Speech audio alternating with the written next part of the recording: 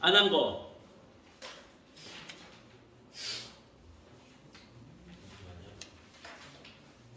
내가 그때 너희들 학교에서 너희들 안 해줄 거는 내가 다 나갔고 학교에서 나가는 것 중에 하나 했던 것 같아, 그렇지? 그럼 이제 학교에서 이제 나간다고 했으면 다 나갔니 혹시? 오늘 진도 끝났어. 진도 다 끝났어? 109쪽까지? 네. 그럼 우리가 그때 내가 109쪽에 있는 거 같이 했던 것 같아, 그렇지? 108, 109쪽 맞아요. 했고 106쪽 했고 보자. 자, 그러면 이제 지문했을 때 학교에서 지문했을 때 좀 제일 어려웠던 게 어느 거니? 자, 우리 하나씩 좀 보실게. 68페이지부터 잠깐 펴봐 한번. 잠깐 앞에 보세요. 빨리. 자, 여기 지문들은 이것들도 한다고는 한 거지 선생님들이. 여기도. 자, 요거는 이제 옆에 있는 예제와 스텝 1, 2, 3 이런 게 잘 되어 있긴 하니까 일단은 보면 되고. 자, 그 다음 거 여기네 72페이지. 자, 요 부분은 학교에서 이미 다 했지? 수업 다 나갔죠? 네. 필딩 돼 있니? 좀 따라와. 이거 하나 안 돼 있네? 괜찮아요. 이게 뭐가 돼 있어? 이게 돼 있는 거야? 네. 72페이지 하라고 성웅아. 자, 이거는 지문이 어려워요? 쉬워요? 설명이 필요합니까? 시간이 한정되어 있으니까 너희들 생각할 때 좀 어렵다라고 하는 지문을 먼저 하는 게 나을 것 같아서 아니면 하나씩 그냥 다 나가든지 학교 거 했던 것도 그게 낫겠어? 네, 그건 알아요. 자, 그럼 이제 여기서부터 그러면은 한번 해보도록 할게요. 니네 그러면 이건 아직 그 변형된 문제 말고 네. 원문을 본 적은 없는 거지 다? 네. 따로 주지 않았지 아무도 학교에서. 네. 그치? 그럼 이제 그거 뽑아갖고 같이 해보면 되겠다. 그거 문제 푸는 것도 하면 되겠다. 선생님 이거 다 뽑아놓을게. 일요일에 할 거만 싹 다 줄게요. 자, 일단은 봅시다. 과거 수도 시설이 보편화되기 이전에는 가정마다 수동 펌프로 물을 끌어올려 사용했는데 펌프질만으로는 물을 끌어올리기 어려워 물 한 바가지를 넣어 펌프질을 했다. 이때 펌프에서 물이 나오게끔 도움을 주는 소량의 물이 바로 마중물 표시, 마중물의 개념이에요. 이건 이제 너희들은 한 번도 안 해봤지? 펌프가 뭔지 알아? 이거 해봤어 그거? 보기만 시골 가가지고 보기만. 보기만 했어? 선생님은 이제 어릴 때 외할머니 집에 이게 있어서 해봤는데 처음에 가면은 뭐 이렇게 하면은 그냥 쏙쏙쏙 그냥 올라와. 그러니까 그냥 이 펌프 자체도 녹이 슬어가지고 이게 과연 작동이 되는 건가 싶을 정도로. 또 어릴 때는 막 이렇게 하면은 그냥 쿡 올라오니까 이거 고장났나 보다 했는데 할머니가 거기서 갑자기 물을 뜨고 계시는 거야. 분명히 내가 아까 했을 때는 물이 안 나왔거든. 이거 뭐 이상하네? 하고 내가 또 가서 했는데 또 안 되는 거야. 할머니한테 물어봤지. 할머니 이거 어떻게 물이 나오냐고. 이게 마술이네. 할머니만 할 수 있대. 그래서 또 할머니가 막 하니까 물이 나오는 거야. 와! 어리니까. 그래서 이제 그때 내가 할머니가 알려줬죠. 이거를 우물을 할 때는 물 한 모금이 필요하다. 그래서 물이 딱 들어가는 순간 이 펌프의 작동 원리는 뭐냐면 중간이 이제 고무와킹이 있어요. 그래서 이게 이제 이렇게 탁 했을 때 알지? 압력이 이렇게 실린더라고 생각하면 돼. 근데 이제 이게 물이 있어야 그 중간에 그 실린더와 그 사이에 막이 형성이 되는 거야. 그래서 압력이 더 세지는 거지. 그래서 잡아 당기는 거야. 쉽게 얘기하면 우리 주사기 바늘 이렇게 뽑아내는 것 같은 느낌인 거야. 그래서 밑에 있는 물을 압력으로 끌어당기는 거야. 이게 필요할 때 뭐가 있어? 마중물이 있어야 되는 거야. 물이 없을 때는요. 이게 당길 때 공기가 들어가가지고 이 압력이 가해지지 않는 거야. 그 원리인 거야 이게. 자, 이렇게 마중물과 같이 작은 자극이 원인이 되어 큰 효과를 일으키는 것을 우리 뭐라 한다? 마중물 효과 표시해놓고요. 자, 이 글에서는 마중물 효과에 대한 내용이 나타난다는 거지. 처음 정부의 마중물 효과는 그래서 정부 동그라미. 자, 여기서 이제 주체는 또 정부예요. 정부의 마중물 효과는 경제 불황의 극복을 위해 일시적으로 재정 지출을 확대하거나 재정 수입을 감소하는 등의 자극을 주어 경제 활동에 활성화시켜 침체된 경기가 회복되도록 하는 것이었다. 이런 마중물 효과는 정부의 경제 활성화 정책을 넘어 장학사업 같은 사회사업 분야 및 기업의 마케팅 활동 등 우리 생활 전반에까지 그 영역이 확대되었다. 특히 기업은 마중물 효과를 마케팅 전략으로 활발히 사용하게 되었다. 자, 그럼 여기서 이제 또 하나의 개념 한번 해볼게. 정부의 그 재정 지출을 확대하거나 재정 수입을 감소하는 듯 표시해놔요. 이 문단 첫 번째 줄, 재정 지출을 확대하거나 재정 수입을 감소. 이게 뭘까요? 이게 마중물이라고. 알겠어? 그 효과는 침체된 경기가 회복. 이해돼? 그러니까 정부는 마중물의 역할로 뭘 해준 거야? 재정 지출 확대 또는 수입 감소. 이렇게 하는 거야. 오케이? 이게 마중물이야. 그래서 마중물을 자 예로서 설명하는 겁니다. 자, 이제 세 번째 문단에서 포인트는 뭐니? 기업의 마중물 효과예요. 그럼 기업이 마중물로 뭘 한다 그랬어? 마케팅 전략으로 쓴다네. 보자. 기업이 마중물 효과를 통해 도달해야 하는 목표는 단순한 단기간의 이윤 증대가 아니다. 기업은 다양한 종류의 마중물을 이용해 타사 제품에 비해 자사 제품이 가지고 있는 제품의 가치를 홍보하여 자사 제품에 대한 소비자의 긍정적 평가를 높이려 한다. 그거 표시해 놓으세요. 자사 제품에 대한 소비자의 긍정적 평가를 높이려 한다. 여기 표시했어요? 네. 자, 그럼 이를 바탕으로 마중물의 제공이 중단되더라도 소비자의 꾸준한 구매를 통해 기업의 이익이 장기적으로 지속되도록 한다. 여기 이게 바로 뭐야? 마중물을 활용한 마케팅의 궁극적인 목표이자 마중물 효과예요. 그럼 자, 다시 한번 이 여기까지 내용 중에 주여가 기업의 마중물은 뭐였습니까? 기업 마중물은 단기간 타사 제품에 비해 자사 제품이 가지고 있는 제품 가치를 홍보하는. 아니 그 뭐야? 그 마중물이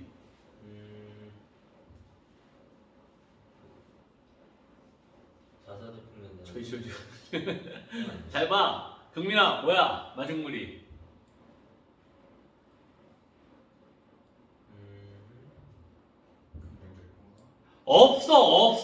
없다고. 뭐가 있어? 안 보여. 거기 써져 있잖아. 다양한 마중물을 이용한. 다양한 종류의 마중물이라고 그랬지. 없어. 정신 차려. 다양한 종류의 마중물을 이용. 그 마중물의 구체적인 사례는 지금 없어. 다양한 종류라고 표현했지. 그럼 우리 이제 그걸 찾아내야지. 뭐가 도대체 마중물인데? 라는 거지, 그렇지? 근데 뭔지는 모르겠지만 그런 마중물을 통해서 일단은 가치를 뭐한대? 홍보한대.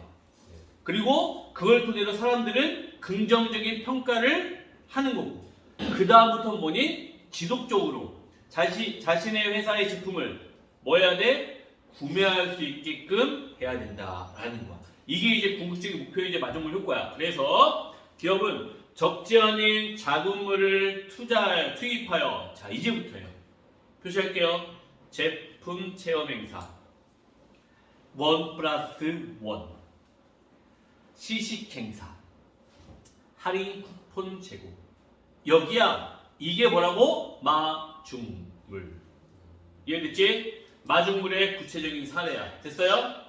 이거야. 이걸 토대로 다양한 형태의 마중물로 소비자의 구매를 유도한다. 이때 소비자가 마중물을 힘들이지 않고 거저 얻은 것으로 생각하여 지나친 소비 활동을 하는 공돈 효과를 일으킨다면 기업은 더 큰 이윤 창출을 기대할 수 있다. 공돈 효과 표시. 자, 공돈 효과 뭐라고 되어 있어요? 공짜 돈. 쉽게 얘기하면 내가 생각지도 않았던 이익이 발생하니까 더 큰 위험을 감수하려는 현상. 이걸 우리는 공돈 효과라고 이야기를 해요. 그러니까 이게 이런 거야. 지나가다가 이렇게 무슨 행사 참여했는데 그 로또 1,000원짜리를 누가 준 거야. 분명히 내가 산 건 아니란 말이야.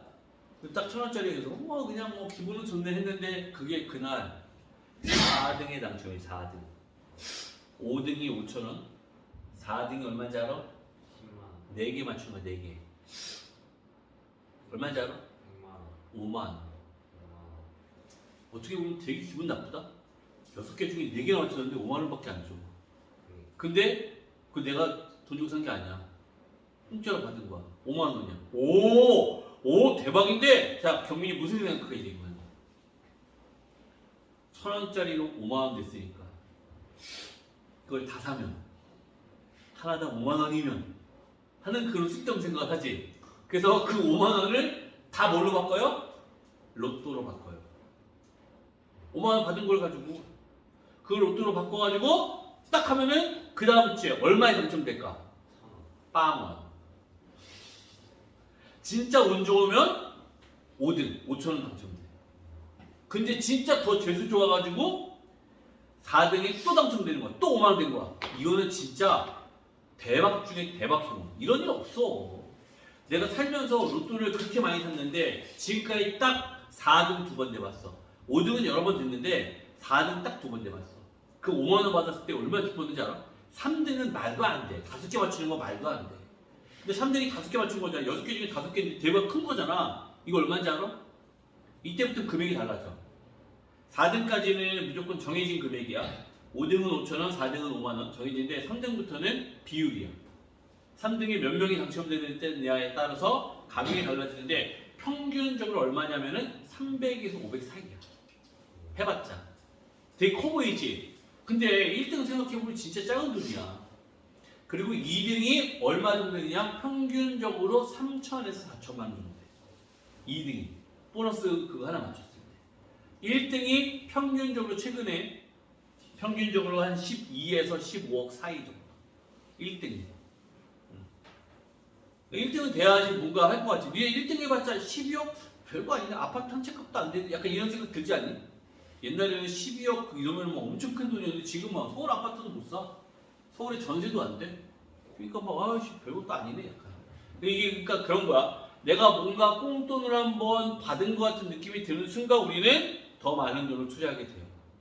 이거를 이제 어디에 기업에서 마케팅 효과. 자, 어떤 짓을 하게 하는 거예요? 비타500, 경품행사. 비타500 땄더니 뚜껑 땄더니 뭐 있어? 한 병 더가 나오는 거야. 이런 순간 먹지도 않던 비타500을 사기 시작한다. 해본 적 있어? 응? 그러면 이제 비타500 사가지고 기업 따는 거야. 먹지도 않는데. 왜? 뚜껑이 나오는 이거 엄청 커요. 이러면요 매출이 한 3-4배씩 올라가요. 그래서 많이 하는 거. 근데 매번 하면 또 그것도 효과가 없으니까 가끔 하는 거지. 자, 하지만 여기 나옵니다. 이렇게. 기업의 맞춤물 마케팅이 항상 성공적인 결과를 얻는 것이 나오잖아. 자, 왜 실패하는데 경민이? 실패하는 이유.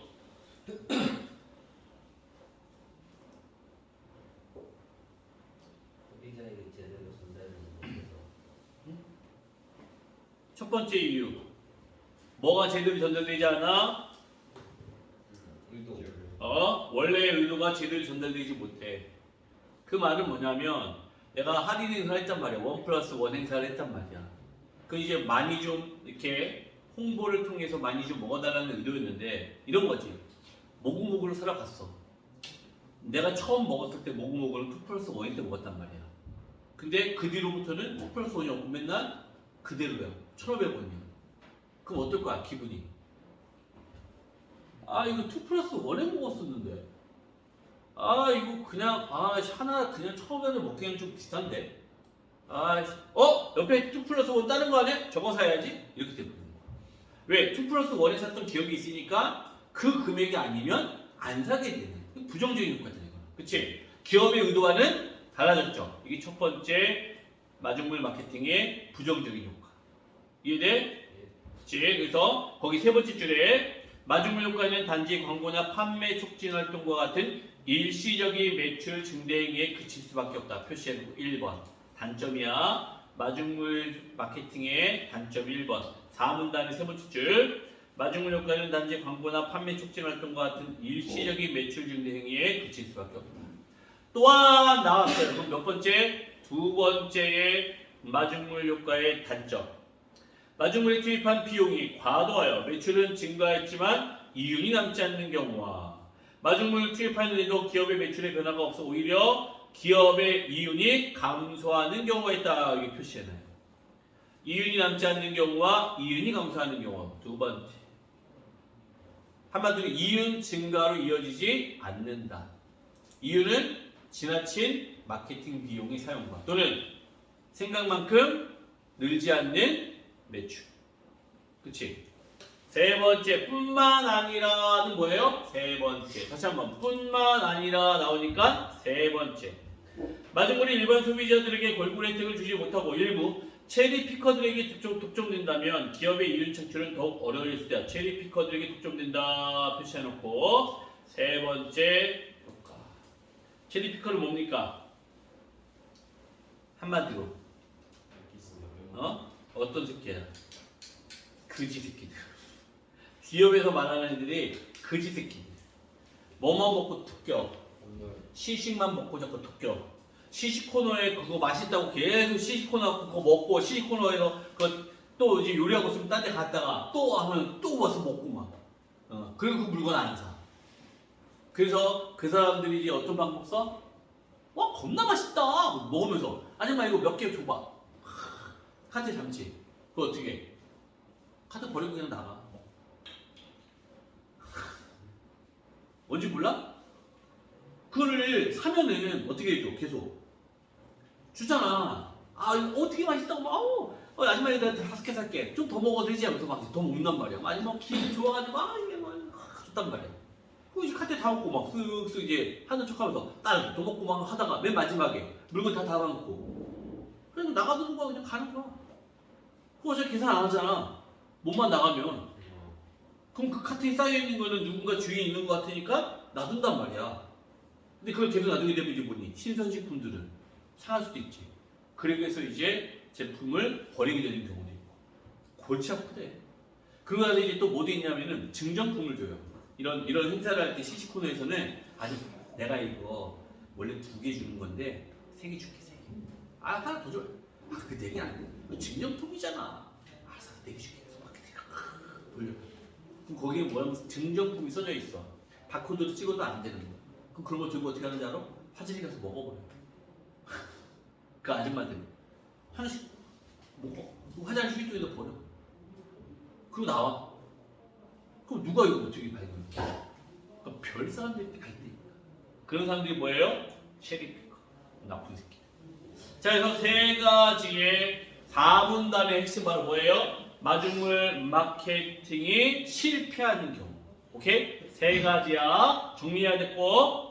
그러나 또야. 자, 그러면은 4문단이 마중물 마케팅이 실패하는 경우인데 5문단에서 그러나 했으니까 뭐예요? 그럼에도 불구하겠지. 실패에도 불구하고요. 이런 위험을 알면서도 이런 위험 빗줄 뭡니까? 마중물 마케팅의 실패. 이 위험을 알면서도 지금도 많은 기업에서는 소비자의 지갑이 열리기를 기대하며 다양한 마중물을 동원하여 이익을 극대화하는 데 총력을 기울인다. 그러므로 소비자는 할인이나 끼워주기와 같은 기업의 조삼모사식 가격 정책에 흔들리기보다는 합리적인 소비를 해야 된다. 표시 글쓴이의 주장. 소비자는 합리적인 소비를 해야 되는데 단순하게 마중물이 주는 혜택에 집중하기보다는 자신에게 꼭 필요한 상품을 꼭 필요한 만큼만 구매하려는 소비자의 현명한 선택 역시 표시. 합리적인 소비의 핵심은 바로 뭡니까? 필요한 상품을 필요한 만큼만 구매하자 이거예요. 근데 어때 우리는? 그러지 않지? 특히 어디 가면 이마트 가면은 쓸데없는 거 다 사죠? 너희는 안 그러지? 엄마 아빠들. 엄마 아빠들 그래서 이마트 장 보면 얼마니 보통? 옆에 계산할 때 못 봤어? 제가 많이 나와요. 보통 얼마니? 10만 원. 카트 하나에 꽉 채우면 옛날에는 10만 원이면 거의 꽉 찼거든. 요즘은 꽉 채우면 20만 원이 넘어가. 진짜 물가 비싸졌어. 선생님은 그런 데 가면은 꼭 사는 게 무조건 1+1, 2+1 할인 행사 있는 것만 사. 내가 먹고 싶은 거 사지 않아. 그걸로 이제 때우는 건데 그럼에도 불구하고 이렇게 많이 올랐어. 너무 올랐어. 자, 1번 이 글의 집필 의도 표시. 집필 의도네요. 즉 목적이네요. 적절한 거 5번 대상이 지닌 특성에 대한 설명 뭐? 마중물 효과. 소비자가 갖춰야 할 바람직한 태도는 마지막 문단 5문단. 그럼 2번 윗글을 이해하는 내용으로 가장 적절한 것은 4번이 왜 맞아요?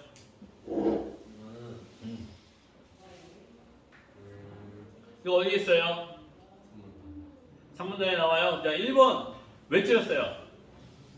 기업이 아니라 정부요. 정부의 경제활성화 정책이라고 2문단 나와있지. 처음 정부에 나와있지. 2문단 처음에 나와있지. 3번은요? GDP가 기여를 하는 게 아니 3번에 2번이네 미안. 2번에 마중물 효과로 기업이 이익을 높이는데 체리피커들은 오히려 혜택을 얘네들은 주지 못하고 있어요. 그 다음에 3번을 쓸 애들이 많아요. 왜? 맞잖아. 우리가 그게 크면 클수록 더 잘 일어날 거라 생각하는데 없어요. 여기 없다고요. 여기에 혜택이 크면 효과도 크다라는 말이 없어요. 그건 우리 생각. 5번은요. 그 기업의 최종 목표가 그게 아니라 그렇지. 이 기업의 최종 목표가 아니라 X. 소비자의 현명한 소비를 촉구하는 건 누구의 생각? 작가의 생각. 글쓰기의 생각. 기업은 이렇게 하면은 손해지. 무조건 사게 만들어야지. 신문단에서 네. 공돈 효과가 있고요. 기업이 이윤 창출을 하는 게 있는데 기업의 이윤 창출이 마중물 효과예요. 이윤 창출이 마중물 효과라는 게 뭔 소리야? 그 마중물이 얘네들이 기업들이 행사를 하는 거예요. 이런 것들이 마중물이고 거기서 얻는 마중물 효과가 있을 거 아니에요. 그치. 그게 기업의 이윤 창출이에요. 그치. 더 큰 이윤을 창출을 하는 거지. 공돈 그치. 효과는 뭐예요? 그러니까 이런 어떤 나타나는 상황으로 공동 효과가 나타나면 이윤까지도 창출이 되는 거지. 그러니까 두 가지가 동시에 같이 일어나는 거지. 공돈 효과도 마중물 효과가 아니에요. 그것도 하나의 마중물 효과로 볼 수 있지. 근데 기업이 의도한 마중물 효과는 이윤 창출이지. 그치? 그러니까 공동 효과는 그 이윤 창출을 위한 그 소비자의 어떤 행동 이런 것들이 나타나는 상황을 표현하는 거지. 공돈 효과를 노리는 건 아니지. 그치? 목적 자체는. 됐어요? 자, 그 다음 질문. 중매, 부중매 우리 했고요. 76페이지네. 맞나? 자, 76페이지 볼게요.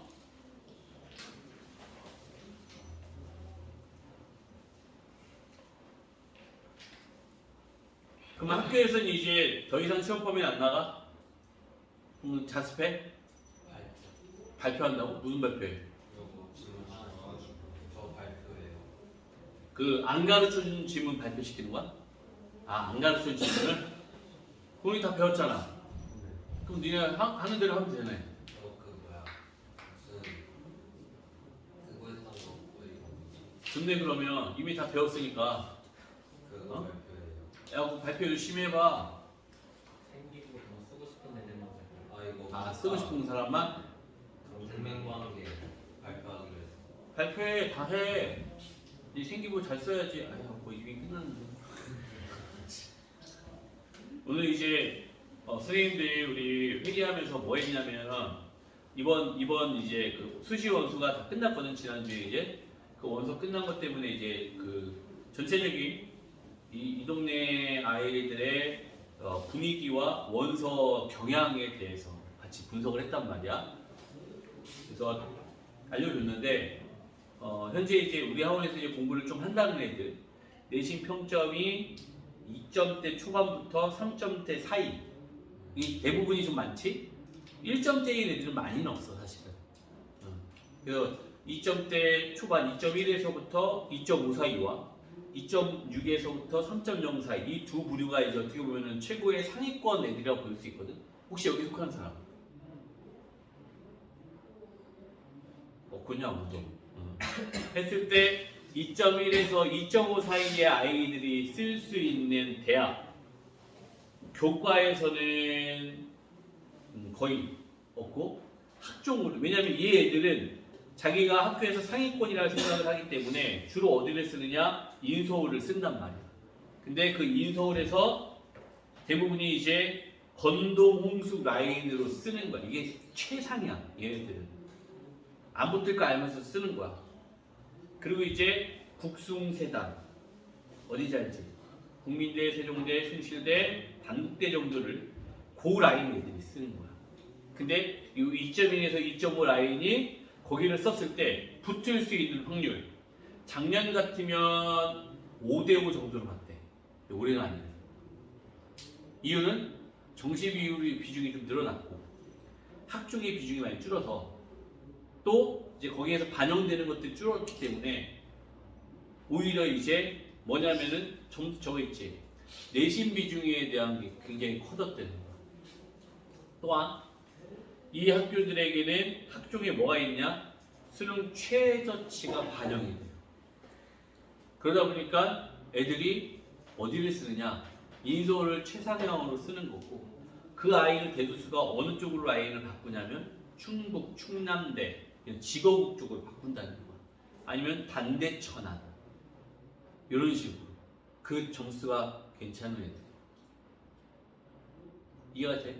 2.5에서 3.0이 얘네들은 되게 자기 나름대로 해도 아쉽지만 기대감 있겠지? 어디 있을 것 같아?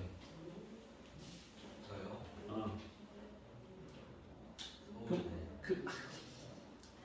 그 애들은 어디 갈 것 같아? 2.6에서 3.0이면 어디 갈 것 같아? 충남. 어? 충남. 충남대, 충북대는 거의 붙는 거지 사실은. 붙지. 충남, 충북대 학종을 쓰면 그 동네 라인들은 다 붙지. 근데 너 좀 가게니까 그게. 지금 너희들은 그것도 안 되는데 거기 가기 싫어하잖아. 맞잖아. 근데 왜 걔네들은 그쪽 라인을 쓸까? 왜 그럴까? 안전빵. 그게 안전빵? 꼭? 왜 그럴까? 그 이유가 명확하더라고. 왠지 알아? 정시로는 못 가는 거야. 정시로가 성적이 안 되는 거야. 왜? 그 애들은 고1 때 나름대로 공부를 좀 했잖아. 그러니까 수시 준비에만 열을 올리는 거야. 모의고사 공부를 거의 안 하는 거야. 그래서 고3 와가지고 모의고사를 봤더니 지금 3, 4, 3, 5, 6 이런 식으로 탐구는 5, 6 뜨고 있고 국영수는 3, 4, 4 근데 최저가 두 과목이 2가 필요한 맞출 수가 없는 거야. 그러니까 이걸 어떻게 해? 쉽지 않겠지. 근데 정시로 인서울을 가려면 올 2가 돼. 쉽지 않겠지. 그래서 애들이 멘붕이 온 거야. 원서 쓰면서 지금. 선생님이 얘기하잖아. 너희들은 지금 가능성이 가장 높은 건 정시밖에 없어. 수시로 어디 갈 거야? 갈 수 있어? 영진아 너 진짜 공부 지금부터 열심히 해가지고 2점대 초밥 만들 수 있어? 2.12 이렇게? 안 되지. 그럼 학종 버려야 되는 거야. 교과 버려야 되는 거야. 왜? 목표 어디일 때는? 인서울일 때는. 인서울. 근데 내가 그랬잖아. 너희들 평고 나와가지고 인서울도 안 갈 거면 평고를 왜 들어갔냐고. 난 진짜 이해가 안 되는 거야. 굳이 인서울도 안 갈 건데 왜 평고를 기어 들어가갖고 내신을 그때 아작을 내놓고 그러고 이러고 있냐는 거야. 중학교 때 그렇게 똘똘했던 애들이. 나는 그게 이해가 안 된다니까. 적어도 평고를 갔다면 이 평택에서 가장 좋은 고등학교를 갔다면 나는 너희들이 생각해. 인서울을 위한 도전은 무조건 해야 된다고 생각해. 아이씨 안 되면 자존심 상해서는 재수라도 해야지. 그게 평고지. 근데 그런 모습의 평고 학생을 내가 못 본다는 게 미치겠다는 거야. 이놈의 평고 애들이 그런 의지를 가진 놈들이 안 보인다는 게 문제라는 거야. 더 큰 문제는 뭔지 알아? 고1 평고 애들은 니들보다 더 심하다는 거야. 아무 생각이 없다는 거다. 그래서 나는 선생님은 평고를 사랑해. 왜? 잘하는 애들이니까. 근데 아무도 너희들은 내 마음을 몰라줘. 저 새끼 또 그런다, 또 그런다. 왜 자꾸 나한테 왜 가지도 못할 대학을 지랄하? 아니라고 좀 가라고 제발. 경민아, 네. 가자고 줘. 영진이 안 갈 거야? 안 갈 거냐고. 갈 거지. 갈 거지? 주혁이 안 갈 거야? 아이씨. 너는 무조건 고대 국어 그냥 체육교육과. 저 경희대생. 아니야, 무조건 체육과는 고대야. 딴 데 가면은 취직도 안 돼. 쌤, 저 거기인 줄 알았어요. 안 된다니까? 무조건이야. 목표가 그렇게 바뀌어야 된다고. 체육 선생님. 못 한다니까? 임용고시로는 못 들어가. 왜? 안 뽑아주니까. 앞으로 안 뽑아. 그리고 고등학교는 100% 사립이야. 거의. 사립에서 주로 뽑는 대학이 어딘지 알아? 고대 체육과 또는 용인대나 한체대생들, 특기생들. 왜? 그 기존의 체육 선생님들이 그 특기생들이 그 학교에 체육 선생님들 왜 특기생 뽑는지 알아? 그 학교에 체육부가 있어서. 그 체육부를 운영해야 되는 선생님이 있잖아. 그럼 그 선생님 따로 체육 선생님 따라하면 돈이 이 정도 들지. 그러니까 체육 선생님은 그 사람을 뽑아가지고 그 부서까지 맡겨. 이해가 돼? 그러니까 너희들이 해줘. 진짜. 너 고대 체육교육. 쌤은 저 고대. 왜? 머리가 안 돼. 돼. 할 수 있어. 준호 192잖아 쟤. 아씨 그 정도에 내가 무조건 인서울은 가야지. 배성호? 난 배성호는 제 건대 이상 가. 공부만 하면. 공부를 안 해서 그렇지 공부하고 쟤는 무조건 가. 선생님 알잖아. 가르쳐보면 알잖아. 건대 이상 갈 놈인데 공부를 너무 안 해요. 진짜 저렇게 공부하는 건 처음 봤어. 갈 수 있는 애가 안 가는 건 저렇게. 민준이 안 돼. 얘는 공부해도 안 돼. 왜? 안 돼. 아예 안 해. 얘는 뭐가 돼야 되냐면 다시 태어나야 돼. 인서울을 가려면. 그러니까 이 정도로 충격 요법을 줘야 할 것 같지? 안 해. 이렇게 말해도 안 해. 특히 지가 안 맞아서 저는 못하죠. 이거. 그러니까 여기에 자존심이 팍 상해갖고 공부한다? 그럼 나의 의도가 이제 맞아 떨어지는 거야. 안 해. 새끼 안 해. 진짜 안 해. 안 해. 내가 무슨 말을 해도 쟤는 안 해. 왜? 지가 알아. 어차피 저는 안 할 건데. 적절한 자극이 필요한데 아니 적절한 자극 얘는 막 좁혀도 안 해. 애가 이미 그냥 맛이 갔어. 다행인 게 뭔지 알아? 그나마 학원은 다닌다는 거야. 와 그래도 뭐는 안 하면 이거라도 안 하면 나는 정말 병신 되겠구나. 그래서 내가 볼 때 너가 가장 잘 갈 수 있는 데가 충북 충남 지방 거점 국립대학. 여기 가서 공무원들에게 너는 제일 성공한 케이스. 거기 가면은 그 공무원이 아니야. 공무원이 아니라 거기에 있는 SK나 삼성이나 이런 데 취직하는 거. 지방국정 국립대학이 좋은 건 딱 그거 하나야. 그 지역에 할당된 민원을 그 기업에서 채용을 하기 때문에 거기에 우선적으로 선택권이 보여요. 그것 때문에 애들이 가는 거야. 그거 하나 노리고 가면 돼. 지금 충남에도 체육대 있어요. 있지 다 있지. 근데 사립은 무조건 인서울이야. 동국대는 어때요? 어? 동국대 제 들어가면 좋지. 네가 들어갈 수만 있으면. 거기 실기가 40%고 이건 좀 바뀌어서 실기 많이. 근데 나는 체육과를 절대로 추천하진 않아. 그래요? 절대로. 일단은 첫 번째로 앞으로 선생님 뽑지도 않을 것이고 거의 안 뽑아. 체육 선생님 뽑지도 않고 민원도 너무 많아서 지금 체육 선생님 안 뽑을 거고. 두 번째로 된다고 해도 학교 선생님 해갖고는 결혼 못해. 왜요? 여자들이 선호하지 않아. 월급 못 받냐? 저는 돈 많이 벌 수 있을 것 같아요. 뭘로? 선생님 선생님한테 어떻게 돈을 벌어? 끌려요 저는. 네가 거기서 도박해가지고 도박이 10년차 선생님 월급이 실수령액이 200 조금 넘어. 흥신소 할까요? 흥신도 많이 봐. 그러니까 이런 건 있어. 선생님이 되고 싶으면 국영수 중에 하나 선택을 해서 학원가 쪽에 발을 들일 생각을 하면 돈을 벌 수 있어. 앞으로 한 10년 정도는 더. 근데 그 이유는 이제 애들이 없어서 더 힘들어. 근데 체육은 아무도 안 뽑고. 그럼 선생님 말고는 또 저기 태권도장 가고 그 애들 줄넘기 가르쳐주고 아니면 축구 교실 가고 공차 주고 뭐 이런 거 그돈 많이 못 벌잖아요. 당연히 못 벌지. 고생이랑 고생은 대고생처럼 하고 월급은 150에서 200도 안 주지. 진짜로니까. 나는 그래서 체육은 진짜 안 추천해 일단. 남자애들한테 특히. 왜 여자애들이 결혼하고 싶어하지 않는 대상, 기피 대상이 있습니다. 돈이 안 드니까. 생각해봐. 송종국 알지니네. 송종국이는 A급이지. 걔 여기다가 그 축구 교실 하나 차려놓은 거 알아? 서사벌에? 거기 있어.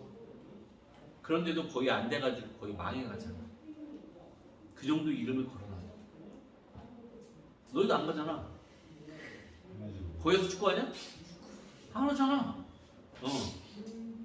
하지 마. 자, 이제 가볼게요. 후설. 독일의 철학자 후설이 말하는 의식 주체니, 의식 주체 동그라미 칠게요. 후설 네모 쳐놓고 의식 주체 동그라미 칠게요. 자, 이제 이런 철학자의 개념이 나올 때는 그 개념어들을 잘 봐야 돼. 자, 의식 주체는 서양 근대 철학의 형이상학적 사고방식을 잘 본다. 형이상학적 사고방식도 동그라미 쳐볼게요. 자, 형이상학적이라는 말, 자, 밑에 나와 있습니다. 뭐라고 돼 있니? 사물의 본질, 그리고 존재의 근본, 경험이라는 사용과 직관에 의한 학문을 들었는데. 자, 그래서 거기에 포인트가 뭐냐? 경험이 아닌 사유나 직관에 의하여 탐구하는 학문. 즉 사유나 직관이 뭐야? 생각하는 거지. 그러니까 형이상학이라고 하는 것은 형이하학과 반대야. 알겠어? 형이상학이라는 건 뭔가 우리가 생각하는 이상, 어떤 우리의 생각 속에 머무는 것들, 경험이 아니란 말이야. 이런 것들을 얘기한단 말이야. 자, 그래서 사고방식을 잘 보여준대. 의식 주체가. 자, 후설에 의하면 의식 주체는 다른 것에 도움 없이 스스로 존재하는 것, 즉 현존하는 것, 사유의 대상인 객체에 비해 우월하며 본질적이다. 자, 주체에다가 여기다 표시해야 되겠죠? 스스로, 자, 현존하는 것, 그 다음에 우월하며 본질적인 것 표시나. 의식 주체의 특징이에요. 스스로 존재, 현존한다, 우월하며 본질적이다. 이와 같은 맥락에서 의식 주체인 정신은 곧 나의 본질로 그 자체로 완전하고 절대적이며 어떤 상황에서도 변하지 않는 자기 동일성을 지닌 것으로 완전다. 자, 정신 동그라미. 의식 주체의 특성 바로 정신이야. 완전한데 절대적이래, 변하지 않는데 자기 동일성을 지녔대. 다 같은 개념. 그런데 이러한 관점은 이원 대립적 사고방식을 바탕으로 주체와 객체가 우열관계에 있는지 착취관계에 있다고 보아 객체에 대한 주체의 지배를 정당화한다는데 문제가 있다죠. 문제점. 그게 문제점. 자, 여기서 문제의 가장 큰 핵심은 바로 뭐니? 주체가 객체를 뭐 한다는 거야? 지배한다는 거야. 이걸 정당화하는 게 문제라는 거야. 알겠어? 주체가 객체를 지배하는 것에 대한 정당화. 주체 개념의 정립이 17, 18세기 자본주의의 소유 이론과 맞물려 있다는 것은 우연이 아니다. 자, 그럼 이와 같은 이원 대립과 위계의 가치 질서를 만들어낸 후설의 의식 주체를 비판하는 입장에서 데리다 동그라미 차연이라는 개념을 개진한다. 차연을 뜻하는 신조어 디페랑스는 차이와 연기의 의미를 지닌다. 차연이라는 게 뭐라고? 차이와 연기. 표시해놔야 되겠지. 차이의 뜻은 차이와 연기. 예를 들어 사전에서 어떤 단어 A의 의미를 설명하기 위해 또 다른 단어 B를 사용하는 경우가 있는데 이때 단어의 의미는 고정되는 것이 아니라 또 다른 단어와의 차이에 의해 그 의미가 구별되면서 끊임없이 연기된다라고 했어요. 자, 그러니까 이와 마찬가지로 데리다에게 주체란 그 자체로 완전하고 절대적인 의미를 갖고 있는 것이 아니야. 자, 여기서 뭐 해야 돼? 완전 X쳐. 그 다음 절대적인 거 X쳐. 자, 이 완전과 절대적인 건 누구의 개념이었어 아까? 후설의 개념. 맞잖아. 후설은 아까 완전하고 절대적이라 했지. 얘는 완전 절대 X야. 다른 대상들과의 뭐에 의해? 차이 동그라미 의미가 드러나고 그 의미에 대한 최종 해석은 계속 연기되는 거, 연기 동그라미. 연기가 여기서 무슨 뜻일까 그러면 시연할 때 이 연기라는 건 뭐예요? 계속 이어진다라는 뜻이에요. 관련이 있다라는 거예요. 데리다가 말하는 차연은 단순히 의식 주체에 대한 대립 개념이 아니라 의식 주체의 절대적 이상 속에 은폐되어 있는 객체의 가치를 밝히는 새로운 개념이다. 객체의 가치를 밝히는 새로운 개념 표시. 데리다가 의식 주체 개념에 문제를 제기하는 이유는 형 이상학적 전통 철학에서 주체가 다른 것들과의 관계 속에서 그 의미가 들어간다는 것을 은폐하고 그 자체로 고정불변의 가치를 지닌다고 믿었기 때문이다. 자, 여기서 보니까 이 의식 주체의 개념에 문제를 제기하는 이유에 대해 설명하고 있어. 첫 번째가 뭐라고요? 형 이상학적 전통 철학에서는 주체가 다른 것들과의 관계 속에서 의미가 들어간다는 것을 뭐하고? 은폐. 그 자체로 고정불변의 가치를 지닌다고 믿었다. 또한 그 믿음으로 인해 두 번째, 형이상학적 전통 철학은 차이와 다양성으로 이루어진 세계를 절대 주체를 중심으로 재편하려는 욕망을 합리화했기 때문이다. 두 번째 이유인 거예요. 이거는 첫 번째 이유와 두 번째 이유가 드러나고 있어요. 자, 이러한 차연 개념을 통해 자, 그럼 자, 봐. 2문단, 3문단, 4문단이 다 무슨 개념이야? 데리다의 개념인 거야. 그 데리다의 개념의 핵심은 뭐야? 차연이야. 그 차연의 뜻은 뭐예요? 차이와 연기라는 뜻을 가지고 있어요. 자, 이렇게 개념이 정리가 됐던 거야. 그래서 데리다가 주장하는 바는 자기 동일성을 지닌 주체란 허구이자 환상에 불과함으로 이를 해체해야 된다는 것이다. 첫 번째 주장이죠. 이해돼요? 해체해야 된대요. 데리다는 절대적 진리나 절대적 주체의 부재를 확인하고 주체는 다른 것들과의 차이에 의해 구성되는 것이지 자기 동일성을 지닌 우월한 대상이 아니다. 자, 자기 동일성을 지닌 우월한 대상 X 다른 것들과의 차이에 의해 구성 동그라미 데리다의 주체의 특징 다른 것들과의 차이에 의해 구성 자기 동일성과 우월성 X. 자, 자기 동일성과 우월성은 아까 누구의 견해? 후설의 견해. 데리다는 그 어느 것에도 특권을 부여하지 않음으로써 형이상학적 전통 철학에서 존재하고 있는 절대적 진리의 있음을 없음으로 대체했다. 자, 그의 사상은 대상마다 나름의 가치를 지니고 있다는 것을 강조함으로써 자, 여기다 표시할게요. 대상마다 나름의 가치를 지니고 있다. 닫힌 세계에서 열린 세계로 나아가는 계기를 마련해 주며 다원적 사고에 대한 가능성을 제시해준다는 점에서 그 의의를 찾을 수 있다. 의, 닫힌 세계에서 열린 세계. 두 번째, 다원적 사고에 대한 가능성. 이게 의, 두 가지.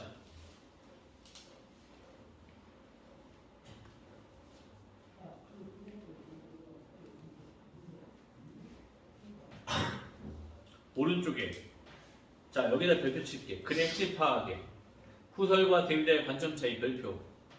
가장 큰 핵심의 차이 봐봐. 후설은 주체가 뭐다? 절대적이라는 거야. 맞죠? 근데 얘는 뭐라고 했어? 차이에 의해 들어간다고 했잖아. 데리다는. 그 객체는요. 주체보다 뭐한다는 존재? 열등한 존재. 왜? 주체가 무슨 존재이기 때문에 우월한 존재였잖아. 아까. 맞지? 하지만 방금 데리다는 뭐야? 나름의 가치가 있다. 이 차이. 즉 데리다의 주장은 형이상학적 전통 철폐의 은폐와 합리화 때문. 그래서 주장, 주체를 해체하자는 거였고. 두 번째, 절대적 진리의 있음을 없음으로 교체하자. 두 번째 주장이었다. 자, 그럼 이제 6번부터 윗글에서 언급한 내용으로 적절하지 않은 것, 내용파 문제. 정신에 대한 후설의 인식 나왔었지. 1문단에 후설은 1문단과 2문단 첫 번째 줄 그러니까 다 1문단에 집중되어 있다고 보면 돼. 1문단이 없으면 틀린 거야. 데리다의 사상이 갖는 의미 의식주체 개념의 진입 문제점 형이상학적 사고방식의 정립기 자 정립의 계기라는 건 여기에 전혀 나와 있지 않죠. 정답은 4번. 주체의 자기도구성에 대한 데리다의 견해, 부정적인 견해였지. 7번. 위클의 차연에 대한 이해로 가장 적절한 것은 그랬어요. 자, 차연에 대한 이해로 가장 적절한 것은 그랬어요. 1번에 주체의 의미는 고정되어 있지 않으며 다른 것들과의 관계 속에 구성된다. 자, 고정되어 있지 않으면 밑줄 차이. 다른 것들과의 관계 속에서 구성 연기. 주영아, 뭐와 뭐? 차연의 뜻 뭐랑 뭐? 차이와 연기. 그걸 뭐야? 1번처럼 풀어주는 거야.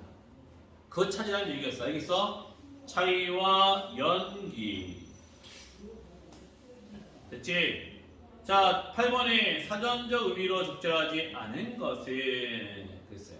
자, 일단 얘는 다 맞는데 디귿은 사물의 가치나 수준 따위를 평가한다. 디귿 보니까 그 의미가 구별. 야, 평가는 당연히 뭐니? 아니, 의미가 구별된다. 여기서 평한다는 건 평가잖아, 그렇지? 구별하는 건 뭐니? 나눈다는 거야. 나누다라는 거야. 나누다. 여기서 나누다인데 갑자기 평가한다? 그건 평가지.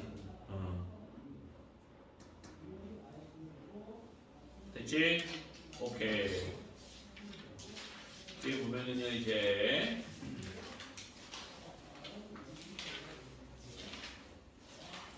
86조 우리 했었지? 86조 했었죠?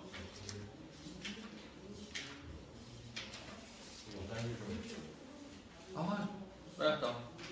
빨랐다. 86조 했고요. 100쪽도 했었나?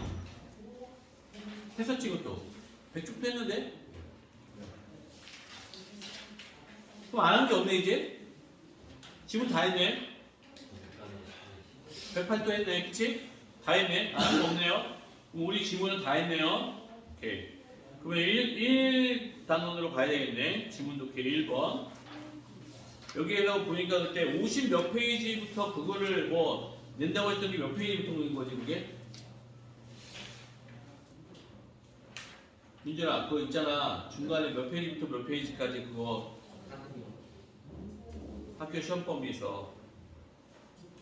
교재 100부터 가세요. 아니, 그거 말고 중간 밑에 있잖아. 뭐부터 뭐는. 12에서 53점. 12에서 53쪽에 53쪽에 12에서 53쪽까지. 아씨, 그러잖아. 그냥 1단원이잖아. 여기에 있는 거 지금 다 넣는다는 거 아니야. 맞지?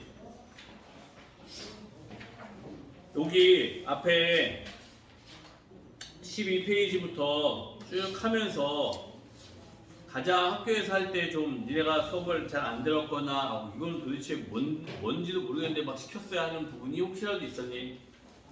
파트 중에 없었어요?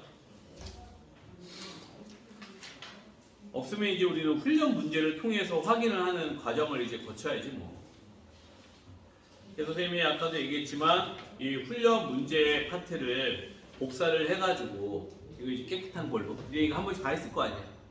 그래서 다시 한번 할 수 있게끔 만들어 줄 거야.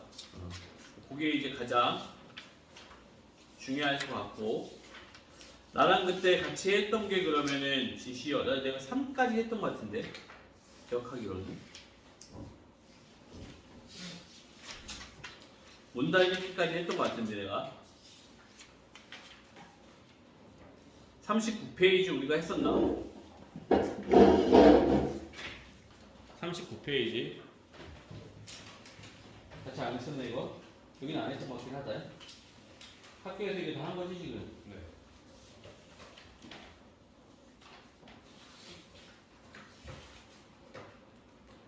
다 했네. 싹 다 했네. 6점 맞겠네? 두개 다 했으면? 그건 아니야? 왜? 뭐지? 응. 이런 거 원본 응. 뽑아주시면 될까? 이걸 다 뽑으라고? 이거 연 조그만 거는 어려운데 어. 조그만 거는 잠깐 이때 잠깐 약간 이런 거 있잖아요. 긴 지문. 얘는 이럴 것 같아요. 긴 지문을 했다 할지는 안 할 것 같은데 그거는. 이런 거 말하면 47페이지 같은 거 얘기하는 거지. 파악해보자 이런 거. 이런 거는 뭐 문제 나오기엔 딱 좋네 사실. 지문 딱 해놓고 중심 내용 밑줄 치거나 너희들 이제 그냥 놔두면은 밑줄 쳐보라고 하면은 쉽진 않겠네. 만들어야 되겠네. 오케이 알겠습니다. 요거는 그러면은 선생님이 만들어야 될 부분이니까 일단은 그렇게 알고요. 자 그러면 이제 마지막 단계는 그거네. 너희들도 아직 손에 안 된 이 부분을 일단은 해야 되겠네요. 이거 말고 어디냐면요 68페이지요. 이제 남아있는 건 뭐냐면은 선생님이랑 너희들이 해줄 수 있는 건 남아있는 건 요 부분입니다. 예문으로 원리 확인. 그치? 요게 이제 몇 개가 남아있을 거야. 한 5개 정도 이제 보니까 5개 정도 이제 남아있으니까 요거를 가지고 정리하고 하면은 될 것 같네요. 자 일단 68페이지 그러면 먼저 보도록 하겠습니다. 일단 이거는 지문 위주로 좀 분석을 하는 게 맞을 것 같아. 뒤에 이제 그 문제들을 한 번씩 내가 보고 옆에 있는 그 문제들 있지 바로 콩 문제 이런 것만 좀 파악을 하면 될 것 같고 얘는 지문을 잘 분석해서 혹시나 모르니까 나올 수 있는 것들을 생각을 해둡시다. 자 볼게 1문단부터 이미 너희들 다 거기 표시는 되어 있으니까 잘 보면서 의미를 잘 파악하자. 생물학자인 윌슨이 윌슨 일단은 기억해놔야 돼. 21세기 과학기술의 시대에 인류가 당면한 여러 문제들은 복합적인 성격을 띠고 있어서 어느 한 가지 학문만으로는 그것을 해결할 수 없다고 보았다.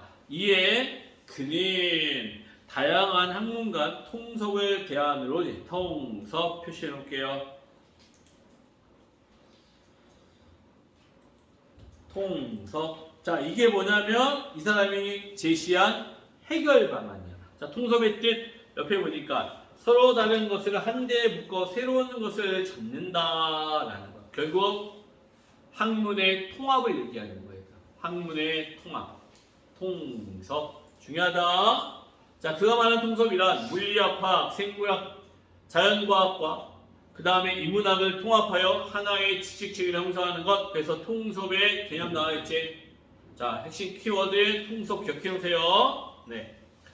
그럼 인문학과 자연과학이 어떻게 만날 수 있을까? 자, 통섭의 개념 어떻게 만날 수 있을까?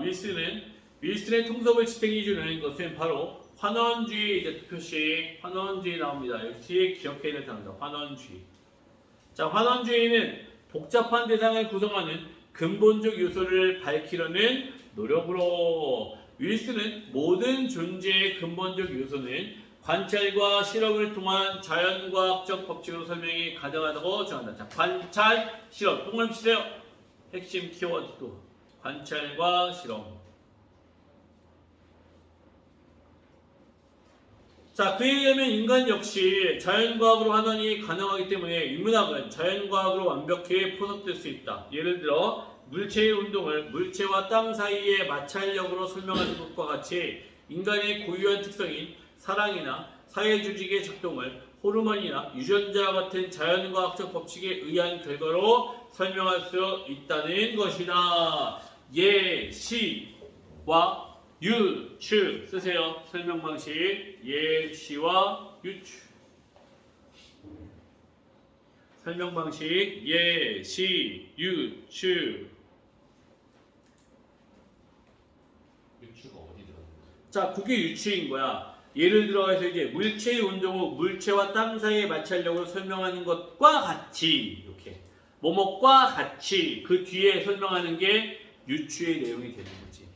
위에 있는 내용과 유사하게 밑에 있는 걸 설명하는 거. 유추라 그래. 자, 이러한 윌슨의 주장은 많은 학자들의 관심을 끌었지만 동시에 인문학자들로부터 비판을 받게 됐다. 비판점 나오네. 그러면 인문학자들은 인문학의 대상과 자연과학의 대상은 동일하게 취급할 수 없음을 지적하며 통섭이 불가능함을 설명한다. 이자 표시. 통섭이 불가능함.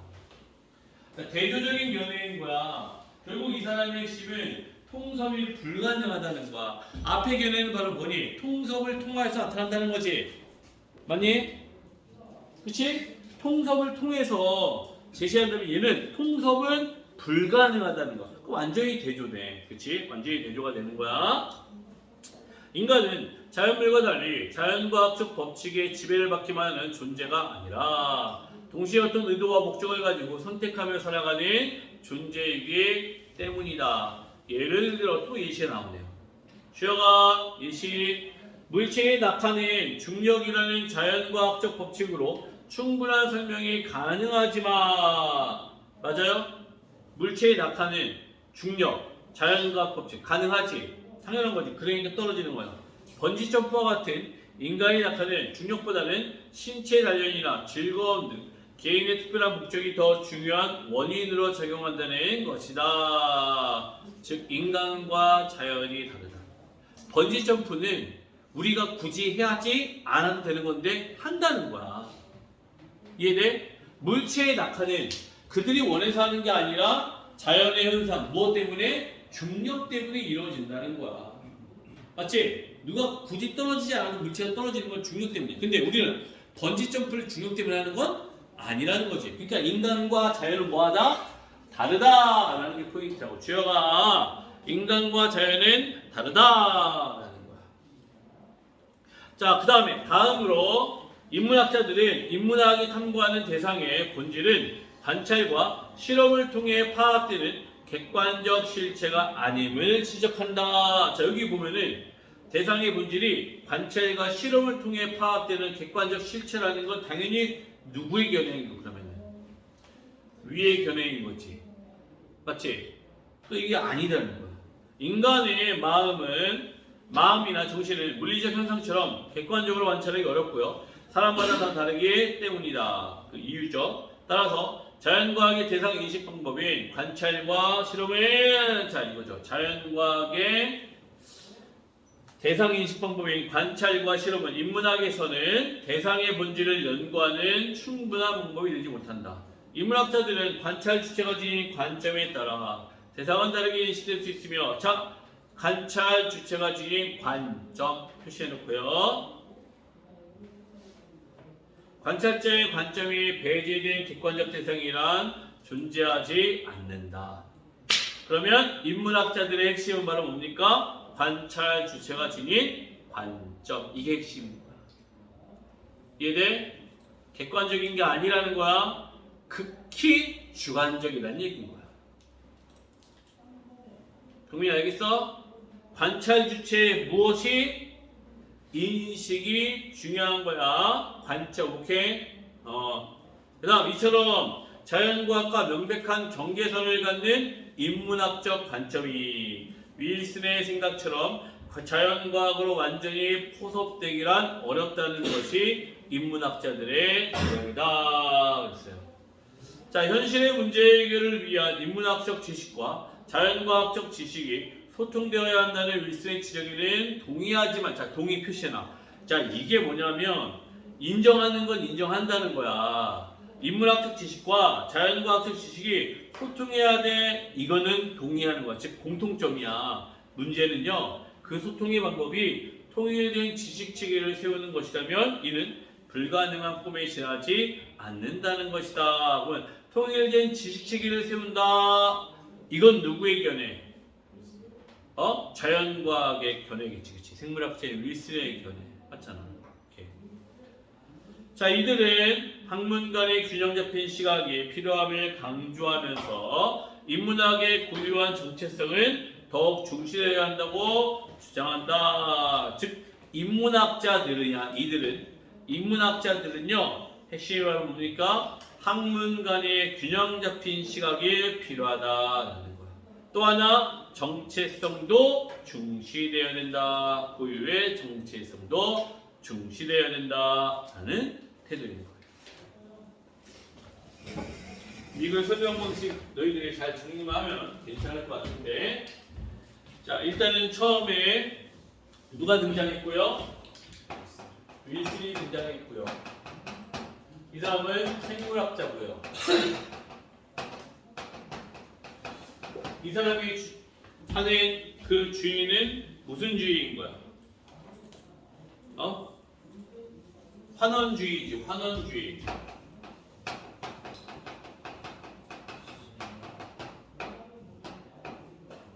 자, 여기 보면은 환원주의라고 나와 있었잖아요. 그쵸? 그리고 이제 이 윌슨에서의 가장 핵심은 바로 뭐였어? 자연과학과. 무엇에? 인문과학의 통서.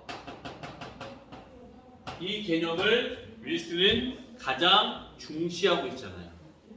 맞죠? 여기 보면 나와 있지? 통서. 해가지고 이제 그 자연과학과 인문학의 통서. 맞죠? 그 다음에 세 번째 줄 근본적인 요소는 관찰과 실험을 통해.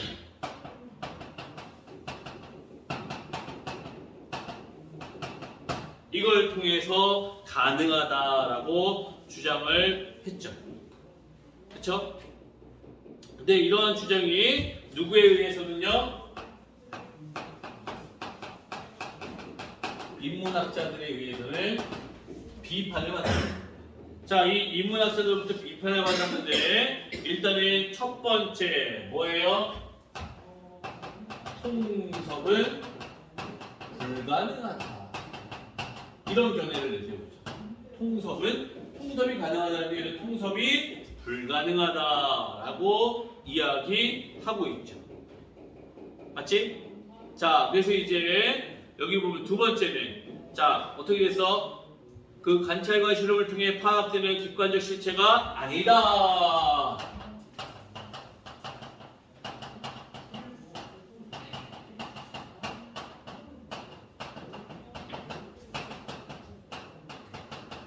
근데 얘는 봐봐. 여기 관찰과 실험이라도 이것이 아니다. 부정하는 거다. 통섭이 아니다. 불가. 다 얘 부정하는 거야 지금 얘가. 부정하는 거야. 그 다음에 세 번째가 뭐라고 되어 있느냐. 여기 지금 보면은 세 번째는 따로 나와 있지 않고 이처럼 자연과학과 명백한 경계선을 갖는 인문학적 관점이 하면서 완전히 푸석되기란 어렵다 하는 게 인문학자들의 주장. 그리고 현실의 문제 해결을 위해 인문학적 지식과 자연과학적 지식이 소통이 된다. 둘의 무엇이 나와요? 공통점이 나오죠.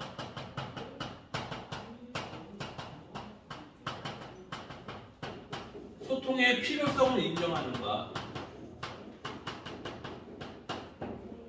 자연과학과 그 다음에 무엇이 인문과학의 소통의 필요성을 인정하는 게 공통점. 하지만 차이점의 핵심은 바로 뭐다? 차이점의 핵심은 뭐다? 통일된 지식 체계를 세우는 건 안 된다라는 거야. 그치? 통일된 지식 체계.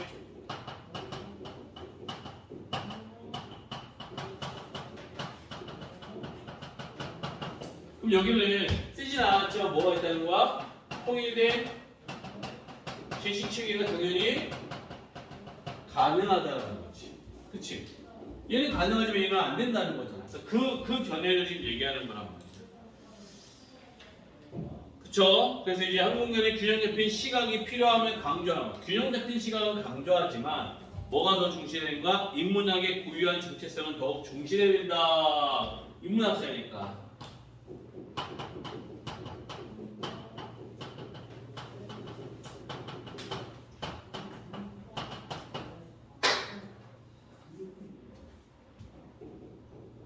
결론적으로 이 사람은 생물학자이기 때문에 자연과학에 대한 그것이 들어갈 수밖에 없는 거고, 이 사람은 인문학자이기 때문에 그런 자연과학의 어떤 우리가 과학적 논리라고 하지, 거기에만 치우치는 건 안 맞는 거야. 왜? 우린 인간이니까.